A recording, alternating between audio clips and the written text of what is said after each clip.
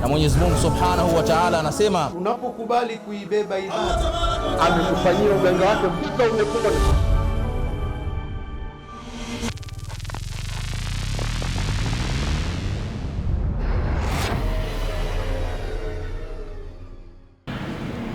Alhamdulillahi Rabbil Alamin wa bihi nasta'inu ala umuri dunya wad-din wa sallallahu wa sallama ala sayyidil anbiya'i wal mursalin wa ala alihi wa ashabihi ajma'in, amma ba'd. فيا حماة الإسلام وحراس العقيدة، أوصيكم ونفسي بتقوى الله سبحانه وتعالى. رب اشرح لي صدري ويسر لي أمري واحلل عقدة من لساني يفقه قولي.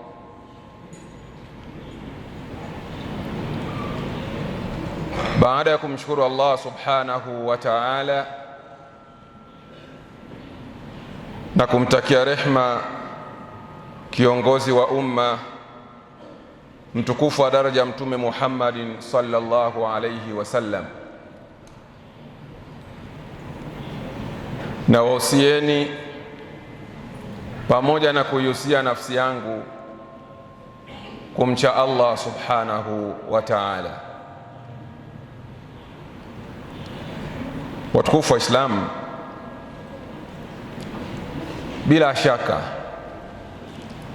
kila mmoja wetu anafahamu tumo ndani ya mwezi wa Ramadhani, na kila mmoja wetu anafahamu na hana shaka yoyote kwamba 10 la kwanza tumeshalimaliza na tumo ndani ya 10 la pili. Hivyo leo insha Allah katika khutba yetu tutakuwa na anwani ifuatayo inayosema al-futur fi Ramadhan wa asbabu.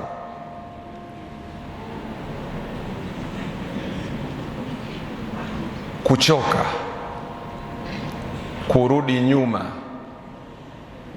ndani ya mwezi wa Ramadhani na sababu zake.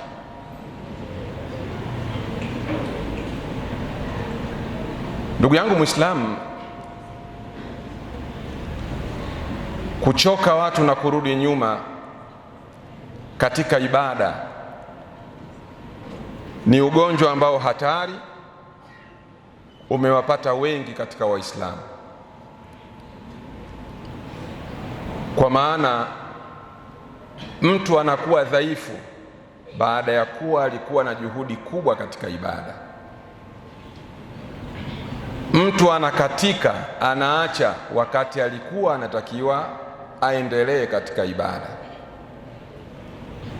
wa man yanqalib ala aqibaihi falan yadhurra Allaha shay'a,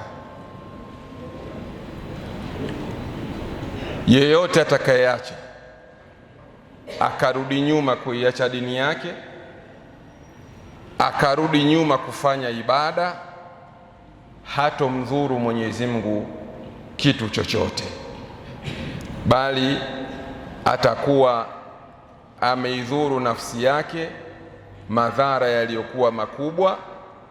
Ama atakapothibiti kwenye imani, atakapoendelea kwenye ibada, basi hakika Mwenyezi Mungu Subhanahu wa Ta'ala atamlipa malipo yaliyokuwa mazuri na makubwa sana. Ndugu zangu, nyinyi ni mashahidi.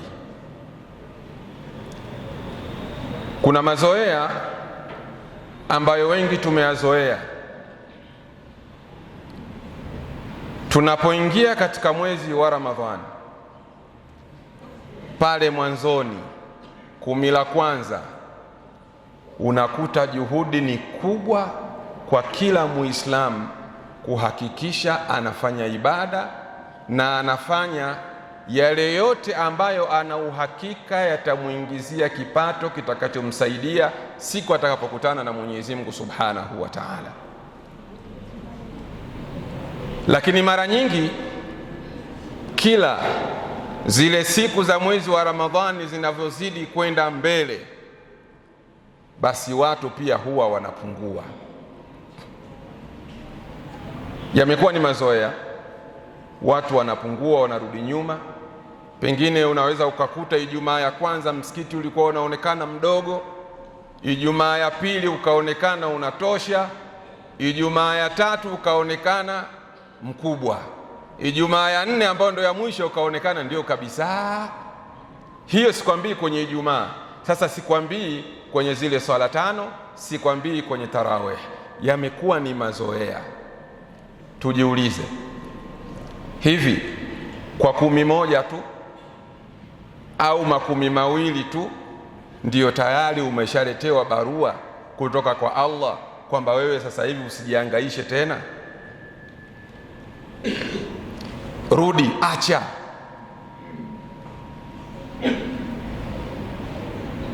Lakini ndugu yangu, unaweza ukakuta kuna watu mara nyingine anaweza akajitahidi akaumaliza ule mwezi, lakini baada ya hapo yarji'u ila sufur, yarji'u ila tadkhin, yarji'u ila al-aghani wa ghairi dhalik.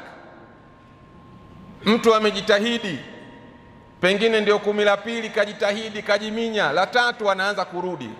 Kama alikuwa anavaa vizuri, anaanza kupunguza nguo zake zile.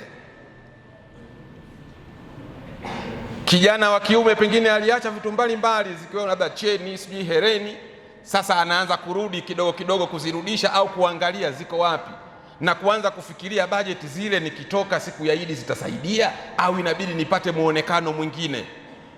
Anaanza kurudi. Huu ni muonekano unaonesha kwamba namna gani watu wanarudi kwenye maasi badala ya kuwa walishamiri kufanya yaliyokuwa mazuri. Lakini pia ukiangalia, huu sio utaratibu wa Mtume sallallahu alayhi wasallam. Bwana Mtume sallallahu alayhi wasallam alikuwa yeye, zile juhudi zake kule mwanzoni zilikuwa ndio chache, kule mwishoni ndio zilikuwa ndio kubwa.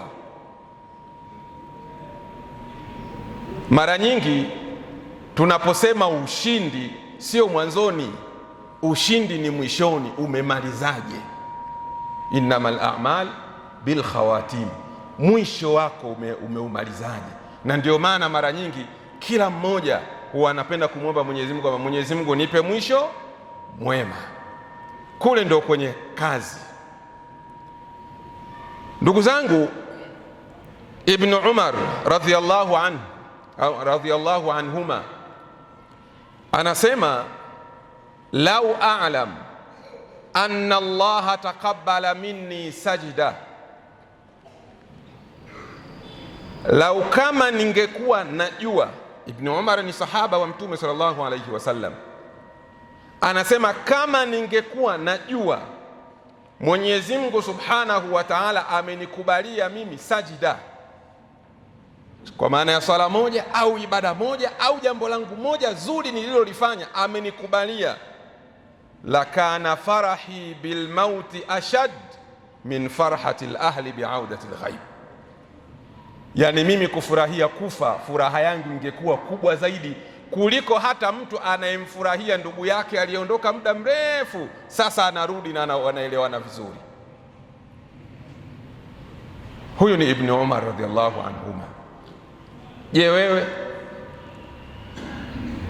hata uhakika huna, kinachokurudisha nyuma ni kitu gani? Ndugu zangu Waislamu, kukuwa ni jambo la mazoea na limezoeleka, linaonekana kila mmoja pengine hili analifahamu.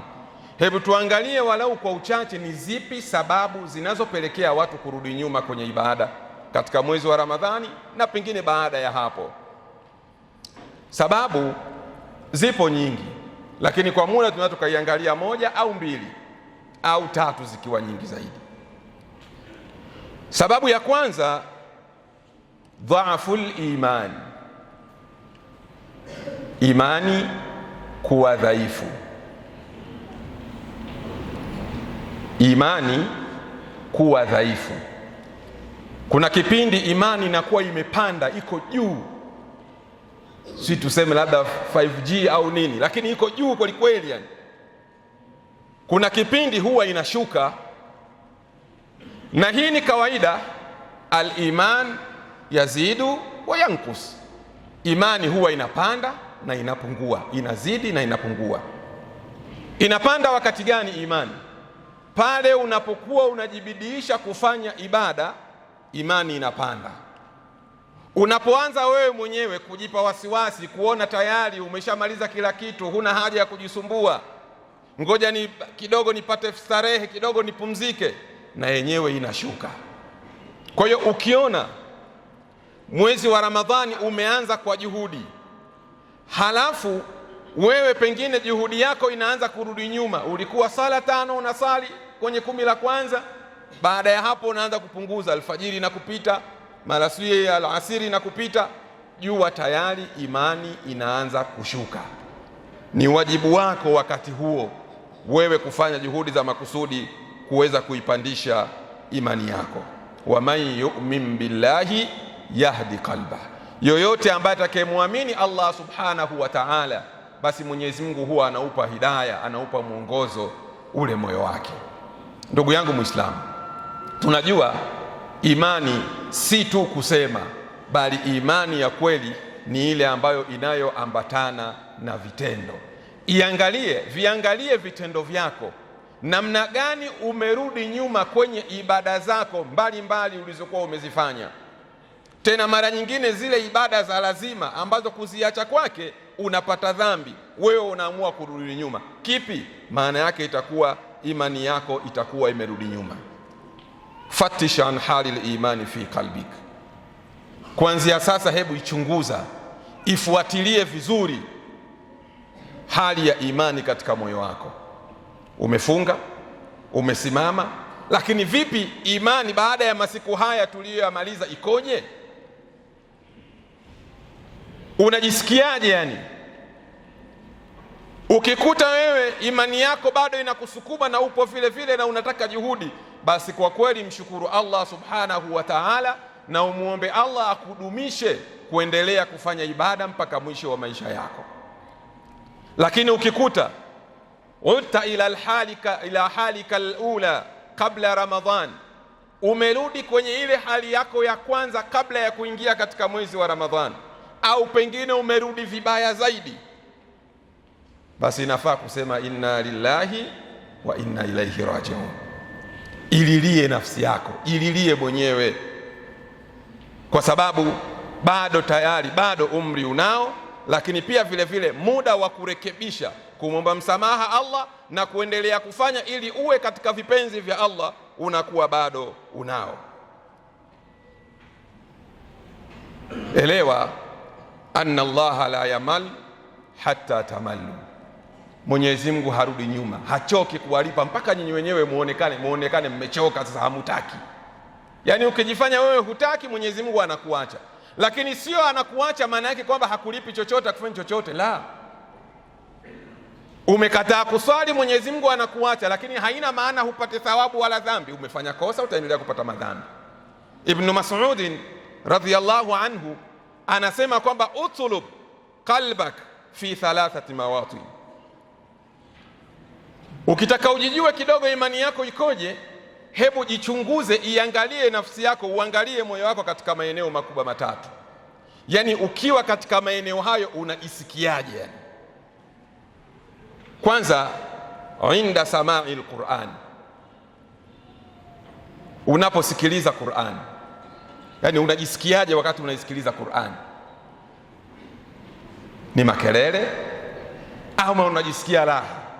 Maana kuna mwingine anaweza akawa anavyosikiliza mpira akawa makini kweli kweli, lakini anaposikiliza Qur'an anafungulia kule, halafu kule anafanya kazi zake zingine wala hana haja nayo. Ukisema bora tu isikike, ni Qur'ani nimeweka, unaisikiliza.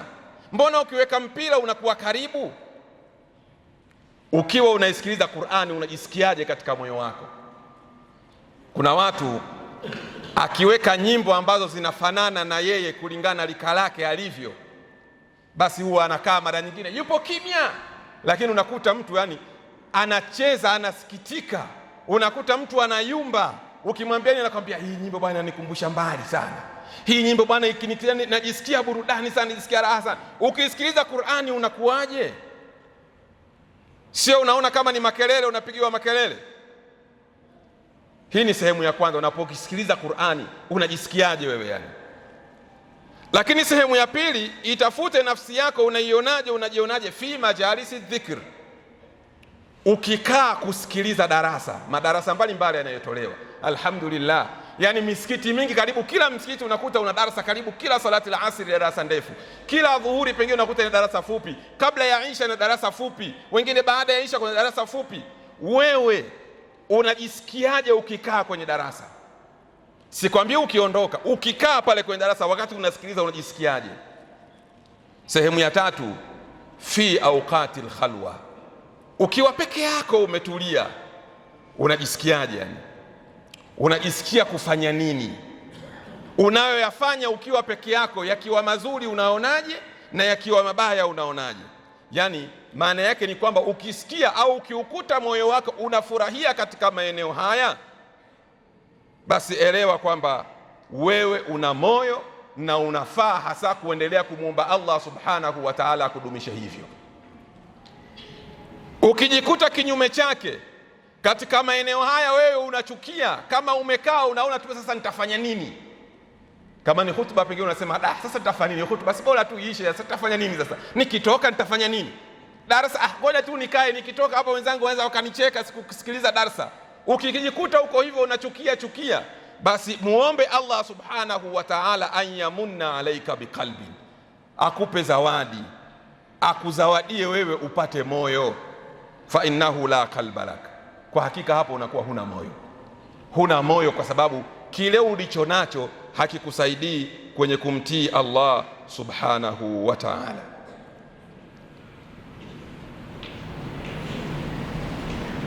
Hili ni moja kati ya mambo ambayo yanayo au ni sababu inayorudisha watu nyuma, imani kuwa dhaifu. Jambo la pili, musahabatu dhawil himami dhaifa,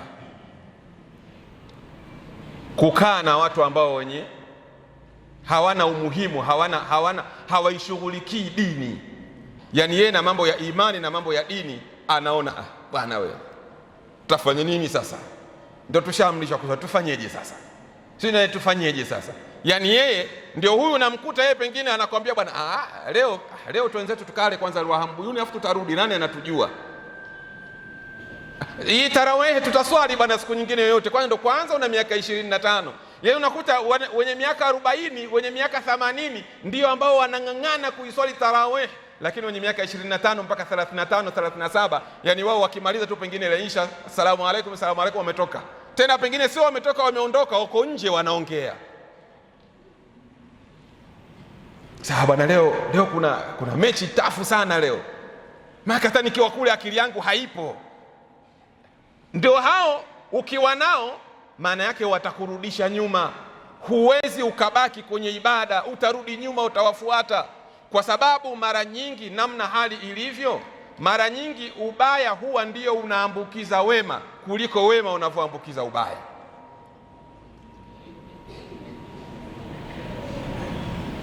Leo kuna ugonjwa ule umetangazwa kwa maana ya unaambukiza, unaitwa nini, mnaufahamu? Angalia kila tahadhari zinatolewa kwamba kila mtu afanye nini, awe na tahadhari. Msipeane mikono, ukivaa muwe na barakoa, ili yule wachache, pengine unaweza kukuta kwenye kundi la watu 1000 pengine hata mmoja hakuna, kwenye kundi la watu 2000 pengine wakawepo 2 au mmoja bila hata hajijui, lakini tunaambiwa tuna tahadhari kwa sababu wenyewe unaambukiza.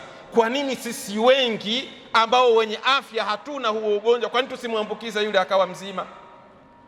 Almar'u ala dini khalilihi falyanzur ahadukum man yukhalil. Mara nyingi mtu anakuwa yupo katika mwenendo na tabia za rafiki yake. Kila mmoja achunguze nani anamfaa kuwa rafiki yake. Yani wewe kila siku marafiki zako unashinda kilabuni, unakaa kilabuni, halafu mtu umwambie mimi bwana mimi sinywi pombe, Yaani mtu hawezi kukuelewa. Mbona marafiki zako ndo mnashinda huko? Kwa hiyo hebu angalia wale ambao unaokuwa nao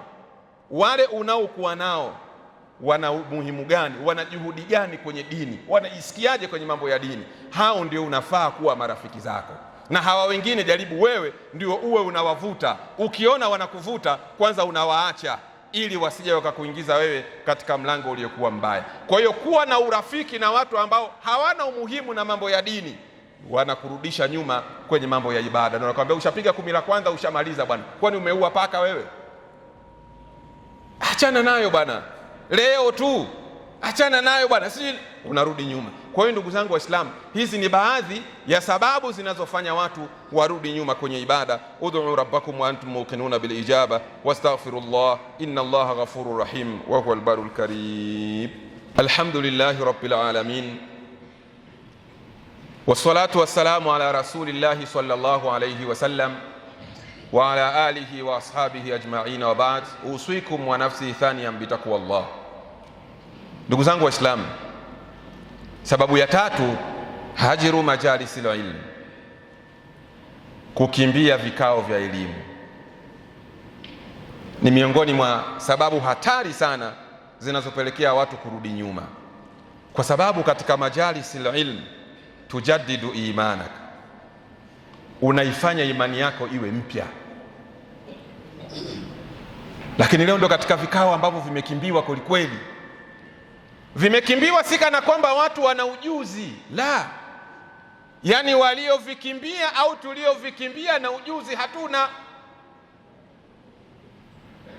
Manake mtu amekimbia kikao cha elimu, lakini anaweza huyo akawa yuko msikitini anasubiria sala, umemtoka upepo, anaenda uwani, ananawa, akimaliza kunawa anaingia msikitini anaswali tena. Ukimuuliza sasa, si nilitoa upepo tu, kwani nimetoka na udhu mimi? Sasa kama uliona upepo tu mwepesi, kwa nini ulienda uwani? Manake hata hajui kipi anachokiwa akifanye. Lakini ndio tunayokimbia madarasa kweli kweli. Yani mtu mwezi mzima hana hata ile kutenga muda wake kwamba leo nimetingwa na kazi, basi leo ni weekend, ngoja kwanza nisikilize. Hana. Mtu anajua sala inasaliwa siisha dakika 45, dakika 50, basi mtu anategea hiyo dakika 50 ndo anaingia msikitini. Hata zile nasaha za dakika 10 hana haja nazo. Tumekimbia vikao vya elimu, imani zetu zinashuka. Tunayafanya tu kwa sababu tu unaona umeingia, umetoka, basi imeisha. Ndugu yangu Muislamu, kwenye vikao vya elimu kuna vitu vingi sana vinavyopatikana. Kuna malipo mengi sana yanayopatikana. Ndani yake utakuja kuijua halali na haramu. Lakini pia fahamu, yarfa'illahu alladhina amanu minkum walladhina utul ilma darajat. Mwenyezi Mungu Subhanahu wa Ta'ala huwa anawainua daraja wale walioamini na wenye elimu. Hasa wewe kama unasema umeamini, imani unayo, je, tunakuuliza, unajua kitu kimoja katika vitu ambavyo vinavyoharibu imani yako? Wewe ni Muislamu, sawa, ni Muislamu. Je, unajua ni kitu gani ukikifanya imani yako, Uislamu wako unakuwa umekuisha, inabidi usilimu tena? Unakijua? Nawaqidhul Islam unavijua wewe? Nawaqidhul imani. Sasa kama ndio hivyo, mbona huji katika madarasa ambayo vinavyofundishwa? Maana leo mtu anaweza kafika akasema tu kufunga nini bwana, mimi naweza nikaamua tu, nikitaka nafunga, nisipotaka naacha. Maana yake ameiona funga kwake sio wajibu. Unajua kwamba kukanusha kitu ambacho ni wajibu kinakutoa kwenye Uislamu? Kuswali nini bwana, nikiamua na swali, nikiamua naacha tu. Maana yake umekanusha, unaifanyia istihzaa bidin. Ndugu zangu, hebu turudi nyuma, tuache maskhara yetu na kujifundisha kwenye mambo ya dini. Mtu anaweza akasema mimi bwana sijui, lakini huwezi kuniongopea bwana, mimi sijui dini lakini wana uniongopei. Yani wewe ujue alafu unasema uniongopei? Yani kwa mfano leo hapa tuko Sabasaba hapa, alafu mtu wewe anakuja mgeni anasema bwana mimi nataka kwenda Mlandege lakini sipajui, ila huwezi kuniongopea. Unayemuuliza na kuelekeza njia ya Kihesa na unaenda huko alafu unasema bwana huwezi kuniongopea. Si ushaongopewa tayari, ushapotea wewe. Ndugu zangu, madarasa ni vitu muhimu sana. Hebu turudi nyuma, tuone namna yetu, tukija kwenye madarasa tuone namna gani tutakavyokuwa tumezipandisha imani zetu. Tumuombe Allah Subhanahu wa Ta'ala atujalie kwa ni miongoni mwa waja wake wema wenye kushikamana na ibada mpaka mwisho wa maisha yetu. Allahumma hadina bihudaka waj'alna mimman nusari fi ridhaka ولا تولنا وليا سواك ولا تجعلنا ممن خالف أمرك وعصاك. اللهم اجعلنا فيه من المقبولين ولا تجعلنا فيه من المردودين ولا من المغضوب عليهم ولا من الضالين. اللهم تقبل صيامنا، اللهم تقبل صيامنا، اللهم تقبل صيامنا. اللهم اغفر لنا ولوالدينا، اللهم اغفر لنا ولوالدينا، اللهم اغفر لنا ولوالدينا الأحياء منهم والأموات برحمتك يا أرحم الراحمين. والحمد لله رب العالمين. وأقم الصلاة. 103.6 Radio Kibla 10 FM.